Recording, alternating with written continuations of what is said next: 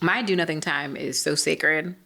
For me, Sundays are the day I do nothing. So if you know me well, if you are in my life, I generally do literally nothing. If I didn't have a dog, I probably wouldn't even leave the house because Chala's got to go out twice a day. So I'll take care of my baby. Other than that, I don't plan a daggone thing. If I eat takeout, maybe I'll eat takeout. Maybe I'll binge watch TV all day. This past Sunday, I was so tired. I took like two-hour naps. Like just Nice. laying on the couch, doing nothing all day. I ordered my favorite stuff.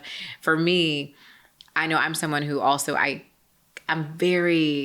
easy for me to burn out because I will hustle like nobody has ever hustled before, and I will push myself to the brink. But one of the things I do for self-care is making sure I have that do nothing time.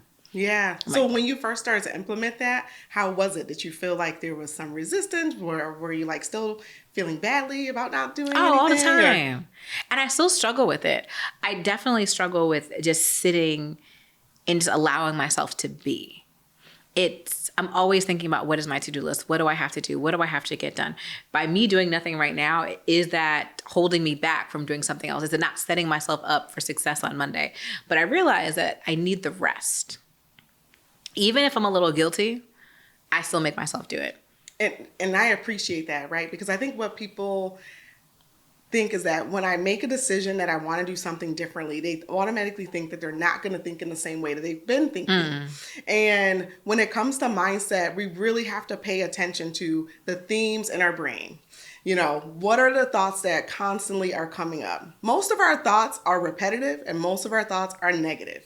So if we're already skewed that way, that means we have to actively do work every single day to enhance our mindset. And so when clients tell me, or when I, tell myself, oh, I started doing this and I felt this way. And I'm like, yeah, great. Now, what do we do to manage that? It's really about managing the mindset because our body gets there before our mind gets there.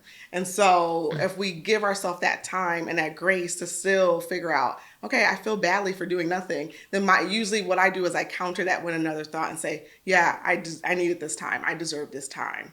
And that begins to create a distinction in my brain to interrupt that pattern of those negative thoughts all the time of I should be doing something, I should be doing something. You're living and you're breathing, you're doing something. Like literally that's all we're supposed to do. But I think it's difficult for a lot of us, especially people who are go-getters and who are used to getting things done, to be able to sit with those types of thoughts. And so that's why I speak about it in this way. If you want more ease, you have to empower yourself first. You got to talk to yourself in a nurturing way. You got to be more compassionate. And I would say to myself, if I wouldn't say this to my nephew or to a child or to a loved one, then why am I saying it to myself?